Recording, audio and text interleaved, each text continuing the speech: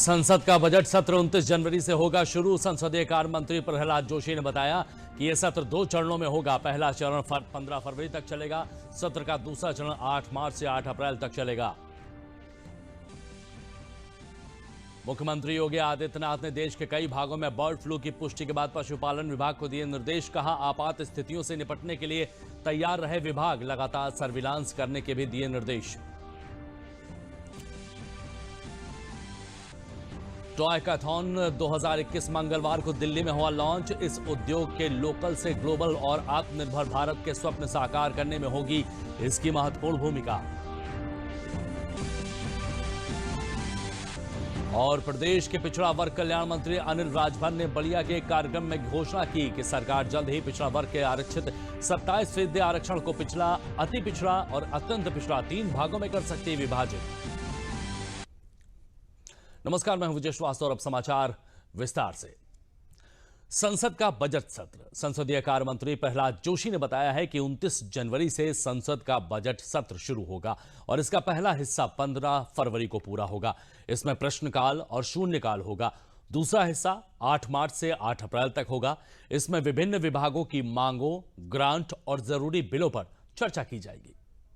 29th of January budget session will commence, and first part of it will conclude on 15th of February, and in the first half normally budget and president address will be there, and on discussion on president address and discussion on budget, and if there are any emergency bill or ordinance, that also we will prefer to take, and whatever the other issues, if at all, as it is normally in the first phase, in President's thanks-giving motion to the President and the budget, anything can be discussed. And other than that, whatever necessary bills are there, government would like to take. Bird flu की आशंका के बीच मुख्यमंत्री योगी आदित्यनाथ के निर्देश के बाद bird flu को लेकर उत्तर प्रदेश पशुपालन विभाग भी हरकत में आ गया है। विभाग ने बतख और पोल्ट्री फार्म में पक्षियों की संख्या और मुख्यालय से दूरी के साथ रिपोर्ट प्रस्तुत करने के निर्देश दिए हैं। जिला स्तर पर टास्क फोर्स के सदस्यों से आपात स्थिति से निपटने को तैयार रखा गया है। पोल्ट्री फार्म, दुकान, बाजार, नेशनल पार्क, अभ्यारण्य, जलाशय और पक्षियों को लेकर लगातार सर्विलांस करने के निर्देश दिए गए हैं। निर्देश के अनुसार पक्षियों के कोलाइकल स्वैब जांच के लिए बरेली लैब भेजे जाएंगे और साथ ही यूपी पशुपालन विभाग की तरफ से कंट्रोल रूम नंबर भी जारी किए गए हैं। प्रदेश के अपर मुख्य सचिव सूचना नवनीत सहगल ने लोक भवन में प्रेस प्रतिनिधियों को संबोधित करते हुए बताया कि वैक्सीनेशन की तैयारियों को लेकर पूरे प्रदेश में ड्राई रन चलाया गया है। उन्होंने बताया है कि मुख्यमंत्री ने राम मनोहर लोहिया अस्पताल में कोरोना वैक्सीन के ड्राई रन का निरीक्षण किया है। इसके पूर्व लखनऊ में 6 स्थानों पर ड्राई रन चलाया गया था। अपर मुख्य सचिव सूचना ने बताया है कि वैक्सीनेशन करने में भारत सरकार के द्वारा जारी किए गए प्रोटोकॉल का पालन किया जाएगा। भारत सरकार ने वैक्सीनेशन का जो क्रम तय किया है उसी क्रम में वैक्सीन लगाई जाएगी। वैक्सीन के क्रम को किसी भी प्रकार नहीं परिवर्तित किया जाएगा। कोविड वैक्सीन भारत सरकार के गाइडलाइन के अनुसार ही चरणबद्ध तरीके से लोगों को लगाई जाएगी। प्रदेश सरकार वैक्सीनेशन को लेकर बहुत गंभीर है और पिछले कुछ दिनों से वैक्सीनेशन की लगाने की जो प्रक्रियाएं हैं उनकी तैयारियों की समीक्षा हो रही है। माननीय मुख्यमंत्री जी समीक्षा कर रहे थे। कुछ दिन पहले लखनऊ में ड्राई रन कराया गया था प्रयोग के रूप पे। पूरे प्रदेश में ड्राई रन कराया गया है और माननीय मुख्यमंत्री जी ने स्वयं राम मनोहर लोहिया अस्पताल में जाकर ये ड्राई रन का पूरी अपनी प्रक्रिया स्वयं देखी, प्रत्येक प्रक्रिया का अवलोकन किया और उन्होंने जानकारी ली कि ये वैक्सीन लगाने की जो प्रक्रिया है वो किस प्रकार से करी जाएगी ताकि उसमें कोई कमी ना छूटे। उन्होंने ये भी निर्देश दिया है कि वैक्सीनेशन करने में भारत सरकार द्वारा जारी किए गए प्रोटोकॉल का पालन होगा और जो क्रम भारत सरकार ने तय किया है, जिस क्रम में वैक्सीनेशन होगा, जिस क्रम में वैक्सीन लगेगी, उस क्रम को किसी भी हालत में किसी के भी दबाव में उसको बदला नहीं जाएगा। जैसा उसमें प्रथम चरण में हेल्थ सर्विसेज के जो लोग हैं और आवश्यक सेवाओं के जो लोग हैं उनको लगेगी और उसके बाद फिर 50 साल से ऊपर वाले जो लोग हैं उनको लगेगी। तो ये दर्शाता है कि माननीय मुख्यमंत्री जी वैक्सीनेशन की पूरी प्रक्रिया को लेकर गंभीर हैं और इसका वो निरंतर अनुश्रवण कर रहे हैं ताकि जल्दी से जल्दी अधिक से अधिक मात्रा में जनसंख्या को कवर इससे कर लिया जाए। देश भर में नया साल यानी 2021 कोरोना के खिलाफ टीकाकरण की खुशखबरी लेकर आया है। 2 टीकों को मिली मंजूरी की दुनिया में सराहना हो रही है, लेकिन जो भी आशंकाएं देश में विभिन्न पक्षों द्वारा उठाई जा रही थी, उन्हें लेकर मंगलवार को सरकार ने प्रेस वार्ता कर सारी स्थिति को स्पष्ट कर दिया है। नियमों के तहत वैज्ञानिक सिद्धांतों के आधार पर ही ये 2 वैक्सीन को मंजूरी दी गई है। सीरम इंस्टीट्यूट और भारत बायोटेक ने भी मिलकर काम करने की प्रतिबद्धता जताई है। देश के लोग जिस कोरोना वैक्सीन का इंतजार कर रहे हैं, उसकी आपातकालीन मंजूरी मिल चुकी है और अब तैयारी हो रही है इसको लोगों तक पहुंचाने की। प्रधानमंत्री नरेंद्र मोदी खुद सोमवार को कह चुके हैं कि जल्द ही देश में दुनिया का सबसे बड़ा कोविड वैक्सीन प्रोग्राम भी शुरू होने जा रहा है। स्वास्थ्य मंत्रालय का कहना है कि जिस दिन आपातकाल मंजूरी मिली है, उसके 10 दिन के भीतर टीकाकरण शुरू हो सकता है। हमने ये कहा है कि जिस भी दिन वैक्सीन को ये एक्सेलरेटेड अप्रूवल मिलता है, जो कि 2 तारीख की SEC की बैठक में रिकमेंड किया गया और 3 तारीख को ड्रग्स कंट्रोलर जनरल ने इसकी घोषणा की, उसके 10 दिन के भीतर हमारी तैयारी रोल आउट करने की है। अंतिम निर्णय सरकार द्वारा लिया जाना है। सरकार का कहना है कि टीकाकरण के लिए पूरी तैयारी है और उसकी प्रक्रिया तैयार है। इस काम में कोविन ऐप की मदद ली जाएगी। हालांकि हेल्थ वर्कर्स और फ्रंट वर्कर्स को रजिस्ट्रेशन की जरूरत नहीं होगी। इसमें सेशन एलोकेशन हो सकता है, आधार ऑथेंटिकेशन हो सकता है और इसमें यूनिक हेल्थ ID का क्रिएशन हो सकता है। AEFI की रिपोर्टिंग हो सकती है। 12 भाषाओं में ये आपके फोन पर SMS भेजने की सुविधा रखता है। QR कोड आधारित वैक्सीनेशन सर्टिफिकेट ये जनरेट करेगा और आपको भेजेगा यदि आपने दोनों डोजेज लगवा ली हों। To troubleshoot their problems and issues, we would have a 24/7 helpline which will be addressing these issues. In addition हमने एक गौरतलब है कि 2 दिन पहले भारत सरकार ने कोरोना वायरस के खिलाफ 2 वैक्सीन कोविशील्ड और कोवैक्सीन को इमरजेंसी इस्तेमाल की मंजूरी दी है। कोविशील्ड को बनाने वाली company serum institute of India और कोवैक्सीन बनाने वाली भारत बायोटेक ने संयुक्त बयान जारी करके साथ मिलकर काम करने का संकल्प जताया है। सीरम इंस्टीट्यूट ऑफ इंडिया के मुख्य कार्यकारी अधिकारी अदार पूनावाला और भारत बायोटेक के अध्यक्ष डॉक्टर कृष्णा इला की ओर से जारी बयान में दोनों ने कोरोना वैक्सीन को बनाने, उसके उत्पादन और भारत और दुनिया भर में वितरण के लिए अपनी संयुक्त इच्छा जताई है। दोनों ही संस्थानों का मानना है कि इस वक्त भारत और दुनिया के लोगों की जान बचाना बड़ा लक्ष्य है। बयान में दोनों ने कहा है कि वैक्सीन पूरी दुनिया के स्वास्थ्य के लिए है और उनके पास लोगों की जान बचाने, अर्थव्यवस्था को जल्द से जल्द सामान्य हालात में लाने के काम को तेज करने की क्षमता है। अब जबकि भारत में कोविड-19 वैक्सीन के आपातकालीन इस्तेमाल की अनुमति मिल गई है, तो सारा ध्यान इसके उत्पादन, आपूर्ति और वितरण पर है, ताकि जिन लोगों को इसकी सबसे ज्यादा जरूरत है, उन्हें उच्च गुणवत्ता की सुरक्षित और प्रभावी वैक्सीन मिल सके। हम दोनों कंपनियां इस काम में लगी हैं और हम आसानी से वैक्सीन के टीकाकरण को सुनिश्चित करने को देश और दुनिया के प्रति अपना कर्तव्य समझते हैं। हम दोनों कंपनियां कोविड-19 वैक्सीन विकसित करने के अपनी योजना के मुताबिक काम करते रहेंगे। दोनों कंपनियां एक दूसरे के कामों का सम्मान करती हैं और पिछले हफ्ते हुई संवाद में गड़बड़ी और गलतफहमी को पीछे छोड़ना चाहते हैं। हम देश के लोगों और देश के लिए वैक्सीन के महत्व के बारे में पूरी तरह से जानते हैं। हम अपने कोविड-19 टीकों के लिए वैश्विक पहुंच प्रदान करने के लिए संयुक्त रूप से काम कर रहे हैं। भारत बायोटेक की वैक्सीन को मिली मंजूरी पर उठे सवालों पर स्वास्थ्य मंत्रालय ने कहा है कि नियमों के तहत और बीमारी की गंभीरता को देखते हुए आपात स्थिति में वैक्सीन इस्तेमाल की इजाजत दी गई है। साथ ही चौथी वैक्सीन भी है जो फेज 3 ट्रायल में है, उसे DNA प्लेटफॉर्म पर विकसित किया जा रहा है, जो देश के लिए बड़ी उपलब्धि है।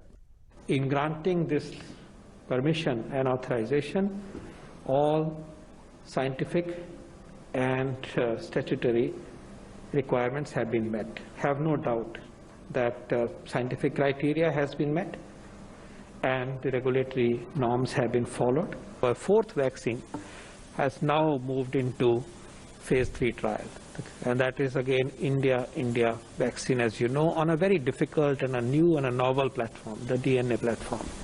I think that's one news that you should all celebrate.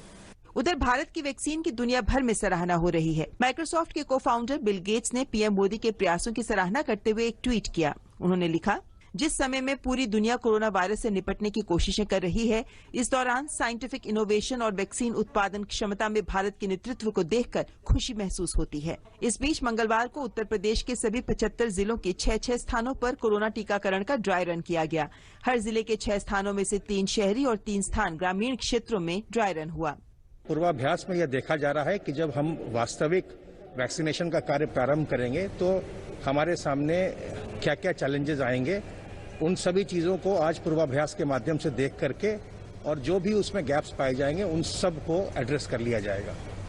वहीं देश भर में स्कूल खोलने की तैयारी भी चल रही है। स्वास्थ्य मंत्रालय का कहना है कि ऐसे हालात में पहले टीचर्स और उनके परिवारों को वैक्सीन देनी होगी। जहां तक बच्चों की बात है, कोवैक्सीन के ट्रायल में 12 से 18 साल के बच्चों को भी शामिल किया गया है। ट्रायल के नतीजे आने के बाद ही उस पर आगे कोई चर्चा होगी। एक राष्ट्र एक गैस ग्रिड इस सोच को साकार करने के लिए देश में काफी काम हो रहा है। मंगलवार को प्रधानमंत्री नरेंद्र मोदी ने गैस पाइपलाइन यानी कोच्चि मंगलुरु प्राकृतिक गैस पाइपलाइन को राष्ट्र को समर्पित किया। इस मौके पर प्रधानमंत्री ने कहा कि कहने को ये सिर्फ एक पाइपलाइन है, लेकिन दोनों राज्यों के विकास को गति देने और साथ ही लाखों लोगों का जीवन आसान बनाने के लिए ये बहुत बड़ी भूमिका इसमें निभाने वाली है। मंगलवार को प्रधानमंत्री नरेंद्र मोदी ने जब वीडियो कॉन्फ्रेंसिंग के जरिए कोच्चि मंगलुरु प्राकृतिक गैस पाइपलाइन को राष्ट्र को समर्पित किया तो देश ने एक राष्ट्र एक गैस ग्रिड के निर्माण की दिशा में एक और महत्वपूर्ण कदम बढ़ा दिया। 450 किलोमीटर लंबे इस पाइपलाइन का निर्माण गेल इंडिया लिमिटेड द्वारा किया गया है और इसकी परिवहन क्षमता 12 मिलियन मीट्रिक मानक क्यूबिक मीटर प्रतिदिन है।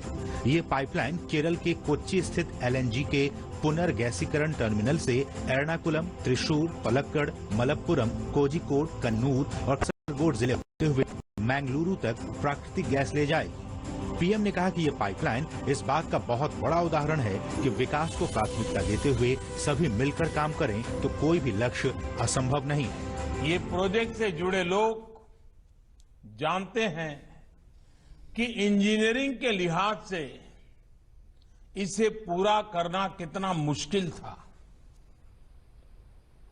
प्रोजेक्ट में कई दिक्कतें भी आई, लेकिन हमारे श्रमिकों, हमारे इंजीनियरों, हमारे किसानों और राज्य सरकारों के सहयोग से ये पाइपलाइन पूरी हुई। कहने को ये सिर्फ एक पाइपलाइन है, लेकिन दोनों राज्यों के विकास को गति देने में इसकी बहुत बड़ी भूमिका होने वाली है। पीएम ने पाइपलाइन के फायदे गिनाते हुए कहा कि ये पाइपलाइन दोनों राज्यों में लाखों लोगों का जीवन आसान बनाएगी। ये पाइपलाइन दोनों ही राज्यों के गरीब, मध्यम वर्ग और उद्यमियों का खर्च कम करेगी। साथ ही ये अनेक शहरों में सिटी गैस डिस्ट्रीब्यूशन सिस्टम का एक माध्यम बनेगी। पाइपलाइन अनेक शहरों में सीएनजी आधारित ट्रांसपोर्ट सिस्टम को विकसित करने का आधार बनेगी। पाइपलाइन मंगलुरु केमिकल और फर्टिलाइजर प्लांट को ऊर्जा देगी और कम खर्च में खाद बनाने में मदद करेगी। किसान को मदद करेगी। इससे मंगलुरु रिफाइनरी और पेट्रोकेमिकल को स्वच्छ ईंधन मिलेगा। पाइपलाइन दोनों ही राज्यों में प्रदूषण कम करने में बड़ी भूमिका निभाएगी। प्रदूषण कम होने का सीधा असर पर्यावरण पर पड़ेगा। पर्यावरण बेहतर होने से लोगों की सेहत भी अच्छी रहेगी और बीमारी पर होने वाला उनका खर्च भी कम होगा। जब प्रदूषण कम होगा तो पर्यटन भी बढ़ेगा। पाइपलाइन के शुरू होने के बाद रोजगार और स्वरोजगार तेजी से विकसित होगा। इस पाइपलाइन का एक और बड़ा लाभ पूरे देश को होगा। जब ये पाइपलाइन पूरी क्षमता से काम करना शुरू कर देगी तो देश की हजारों करोड़ की विदेशी मुद्रा खर्च, ये खर्च बच जाएगा। भारत COP21 के लक्ष्यों को लेकर जिस गंभीरता से काम कर रहा है, ये प्रयास हमें उसमें भी मदद करेंगे। पीएम ने कहा कि सरकार सीएनजी, पीएनजी और एलपीजी कनेक्शन पर बहुत तेजी से काम कर रही है। प्रधानमंत्री ने बताया कि कैसे देश में गैस आधारित अर्थव्यवस्था पर सरकार तेजी से काम कर रही है और इसके लिए गैस और तेल क्षेत्र में बहुत सुधार किए गए हैं। We plan to achieve one nation, one gas grid. We also want to shift to gas-based economy. The use of natural gas has several environmental benefits. The government is taking policy initiative to increase the share of natural gas in India's energy basket from 6% to 15%. Crores of rupees would be invested in the oil and gas sector in this decade itself.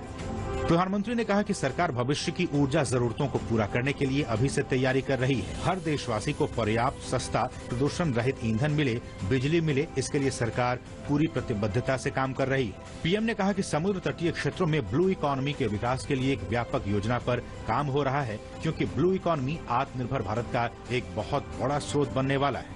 PM ने कहा कि समुद्री किनारे पर बसी एक बड़ी आबादी किसानों और मछुआरे की है, इसलिए पूरे तटीय इकोसिस्टम की सुरक्षा और समृद्धि बहुत जरूरी है। बीते सालों में इसके लिए अनेक सार्थक कदम भी उठाए गए हैं। सभ्यता और संस्कृति का अनूठा उदाहरण भारत देश की परंपराएं आज भी जीवित हैं। इसकी झलक खिलौने के क्षेत्र में भी देखने को मिलती है। इस उद्योग के लोकल से ग्लोबल से आत्मनिर्भर भारत के स्वप्न साकार करने में अहम भूमिका हो सकती है, अगर आज के दौर की मांग के साथ उसे जोड़ा जाए। इसे देखते हुए दिल्ली में मंगलवार को टॉयकैथॉन 2021 लॉन्च किया गया।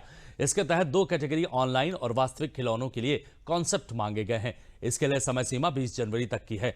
चयनित प्रतिभागियों को 50 लाख रुपए तक की पुरस्कार राशि भी दी जाएगी। खिलौना उद्योग एक ऐसा सेक्टर है जो तेजी से आगे बढ़ रहा है। घरेलू उद्योग के साथ साथ दुनिया भर में खिलौने और गेमिंग का बड़ा बाजार मौजूद है। देश में खिलौनों की मांग का महज 20% ही स्थानीय स्तर पर पूरा हो पाता है। ऐसे समय में जब मोदी सरकार आत्मनिर्भर भारत की दिशा में तेजी से आगे बढ़ रही है, खिलौना उद्योग को भी स्वावलंबी और वैश्विक स्तर पर प्रतिस्पर्धी बनाने का लक्ष्य रखा गया है। इस दिशा में अहम कदम के तहत दिल्ली में मंगलवार को टॉयकैथॉन 2021 लॉन्च किया गया। इसके तहत 2 कैटेगरी ऑनलाइन और वास्तविक खिलौने के लिए कॉन्सेप्ट मांगे गए हैं। इसके तहत थीम बेस्ड खिलौनों को बढ़ावा देने के साथ ही 3 स्तर पर नए सुझावों को आगे बढ़ावा दिया जाएगा। प्रतिभागी अपने नव विचारों को 20 जनवरी तक सामने रख सकते हैं। चयनित प्रतिभागियों को 50 लाख रुपए तक पुरस्कार राशि भी दी जाएगी। I welcome this initiative of 6 agencies, departments of Government of India for the launch of the Toykathon. For the first time in the history of our country, we shall see participation of school students along with students from higher educational institutions with regards to needs of the MSME industry in our country, needs that stem from innovation, needs that stem from new design concepts, needs that complement the cultural ethos in which the Indian toy industry hopes to be steeped in. देश के इतिहास में पहली बार खिलौना बनाने की प्रक्रिया में नए विचारों और कॉन्सेप्ट में उच्च शिक्षा संस्थानों के साथ साथ स्कूल के बच्चों को भी शामिल किया गया है। उद्देश्य है कि 21वीं सदी का स्वर्णिम भारत में स्वदेशी खिलौना उद्योग की भी अहम भागीदारी रहे। ज्ञान और ज्ञान के साथ किस तरीके से उन खिलौनों के माध्यम से हम भारत को आत्मनिर्भर भारत बना सकते हैं, लाखों लोग उससे जुड़ सकते हैं। वो स्थान स्थान पर अभी मैं देख रहा हूं कि विभिन्न प्रदेशों में ऐसी चीजें हैं जिसको यदि हम पूरे देश के अंदर लेकर के जाएंगे तो लोगों को गर्व भी महसूस होगा, देश के बारे में भी जानेंगे, एक भारत श्रेष्ठ भारत के से भी जुड़ेंगे। तो इसलिए आज का जो हैकाथॉन है, ये हैकाथॉन कई मायनों में बहुत ही महत्वपूर्ण है और मुझे लगता है कि जो देश के प्रधानमंत्री जी का मन है कि ये पूरी दुनिया में हम जो ये 7 लाख करोड़ का जो मार्केट है पूरी दुनिया का, और भारत के अंदर प्रतिभा भी है और जुनून भी है और संकल्प भी है और परिस्थितियां भी इस समय हैं। गौरतलब है कि देश भर में उच्च गुणवत्ता वाले खिलौनों के निर्माण को बढ़ावा देने के लिए क्लस्टर भी विकसित किए जा रहे हैं। इसके साथ ही गुजरात में गांधीनगर में चिल्ड्रन विश्वविद्यालय बनाई जा रही है। मोदी सरकार दरअसल खिलौना उद्योग को न केवल दुनिया के मुकाबले प्रतिस्पर्धी बनाना चाहती है, बल्कि भारतीय संस्कृति के लिहाज से खिलौनों के निर्माण के साथ स्थानीय कारीगरों को रोजगार भी मुहैया कराया जा सकेगा। देश के नए संसद भवन के निर्माण का रास्ता साफ हो गया है। सुप्रीम कोर्ट ने सेंट्रल विस्टा प्रोजेक्ट को हरी झंडी दे दी है और इस परियोजना के निर्माण को चुनौती देने वाली याचिकाओं को खारिज कर दिया है। बीते दिनों प्रधानमंत्री नरेंद्र मोदी ने इसी सेंट्रल विस्टा प्रोजेक्ट की आधारशिला रखी थी। सरकार ने अदालत के इस फैसले का स्वागत किया है। मंगलवार को शीर्ष न्यायालय ने सरकार के महत्वाकांक्षी सेंट्रल विस्टा प्रोजेक्ट पर मुहर लगा दिया। इससे नए संसद भवन के निर्माण का रास्ता साफ हो गया।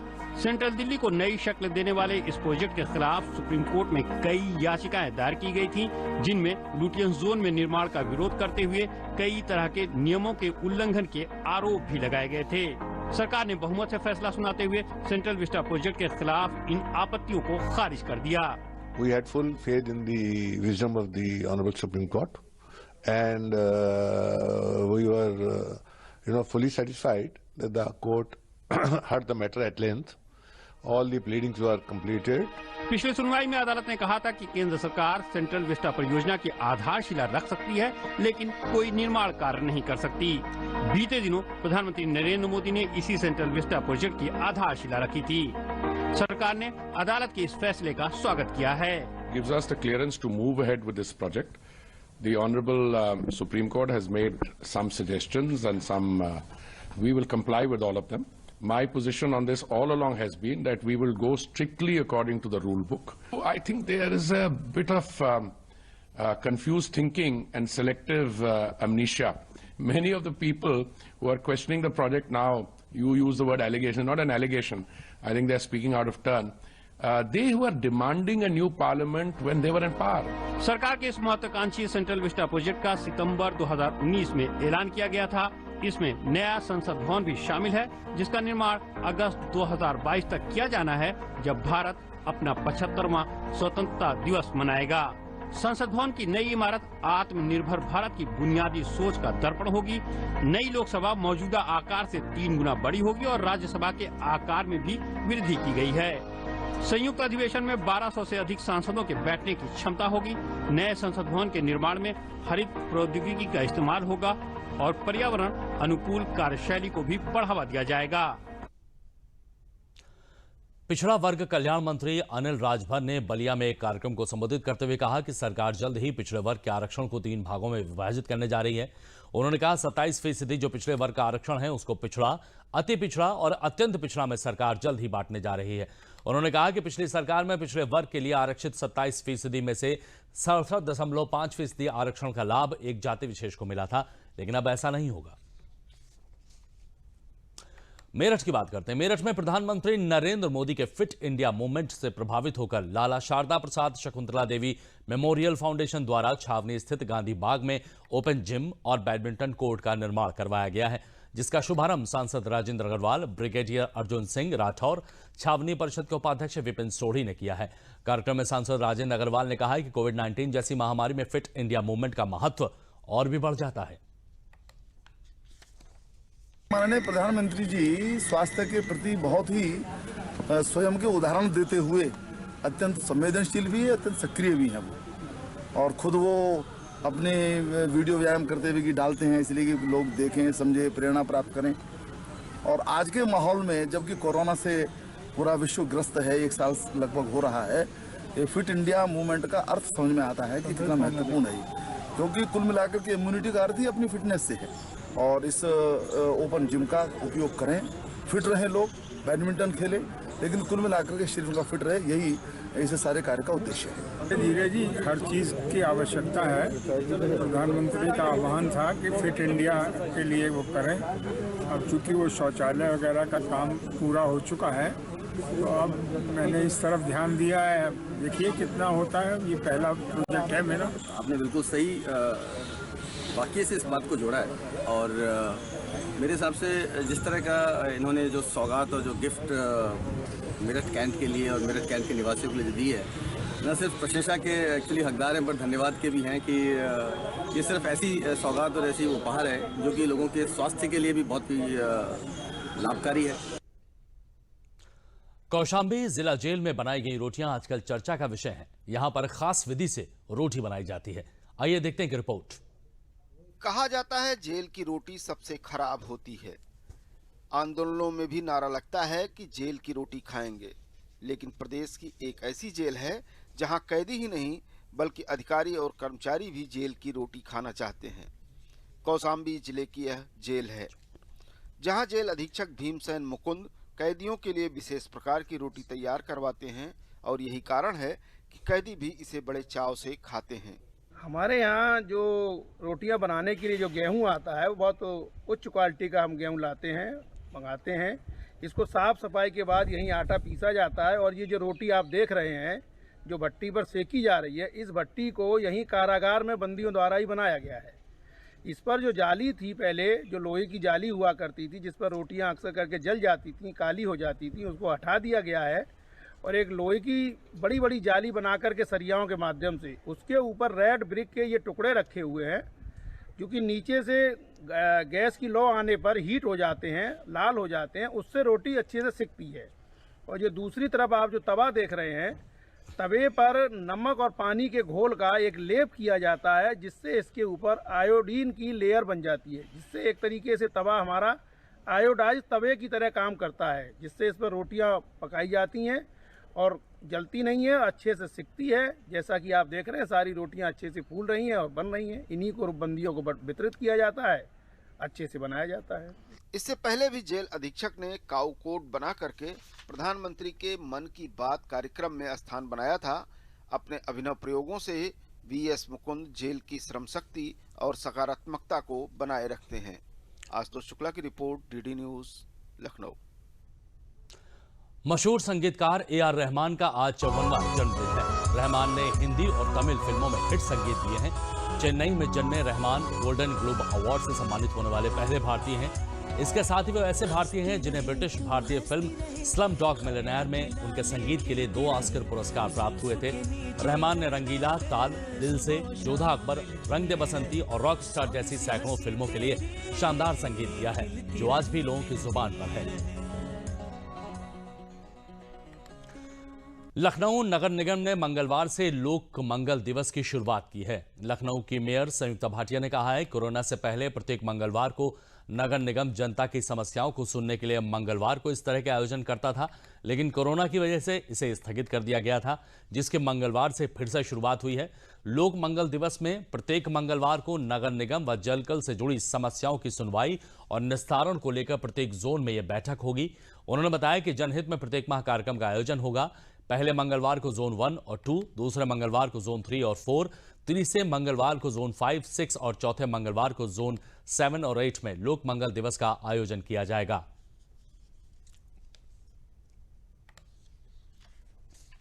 ये मंगल दिवस का कार्यक्रम है। हम जब से मैं महापौर बनी हूँ 3 वर्षों से ये कार्यक्रम हमारा चल रहा था, लेकिन लॉकडाउन में ये कार्यक्रम बंद हो गया था। आज हमने फिर से नए साल में इसको फिर से इसकी शुरुआत की। लॉकडाउन के समय क्योंकि सोशल डिस्टेंसिंग का पालन करना था, इसलिए कार्यक्रम को हमने बंद कर दिया था। इस कार्यक्रम में हमारे 8 जोन हैं और एक महीने में 4 मंगल होते हैं। चारों मंगल पे हम बैठते हैं, क्योंकि ये लोग जनता के मंगल के हित का काम है, इसलिए इसका नाम लोक मंगल दिवस दिया गया। और मंगल दिवस और मंगल के दिन होता है, इसलिए भी मंगल दिवस इसको कहा। हर डिपार्टमेंट का हेड भी यहाँ पर मौजूद रहता है, जिससे लोग अपनी समस्या लेकर आते हैं और उसका तुरंत निस्तारण हो जाता है। इस उद्देश्य से जनता से सीधे संपर्क हो, तुरंत काम हो, इस उद्देश्य से इस कार्यक्रम को रखा गया है। आज यहाँ नए वर्ष में फिर से इसकी शुरुआत की जा रही है। और बुलेटिन के अंत में प्रमुख समाचार एक बार फिर। संसद का बजट सत्र 29 जनवरी से होगा शुरू। संसदीय कार्य मंत्री प्रहलाद जोशी ने कहा कि यह सत्र 2 चरणों में होगा। पहला चरण 15 फरवरी तक चलेगा। सत्र का दूसरा चरण 8 मार्च से 8 अप्रैल तक चलेगा। मुख्यमंत्री योगी आदित्यनाथ ने देश के कई भागों में बर्ड फ्लू की पुष्टि के बाद पशुपालन विभाग को दिए निर्देश। कहा, आपात स्थितियों से निपटने के लिए तैयार है विभाग। लगातार सर्विलांस करने के भी दिए निर्देश।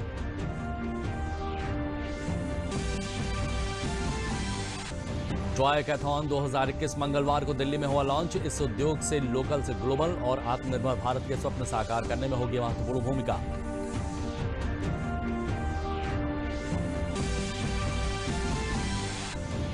और प्रदेश के पिछड़ा वर्ग कल्याण मंत्री अनिल राजभर ने बलिया के एक कार्यक्रम में घोषणा की कि सरकार जल्द ही पिछड़ा वर्ग के लिए आरक्षित 27% आरक्षण को पिछड़ा, अति पिछड़ा और अत्यंत पिछड़ा 3 भागों में कर सकती है विभाजित। तो बुलेटिन में फिलहाल इतना ही। दीजिए इजाजत। नमस्कार।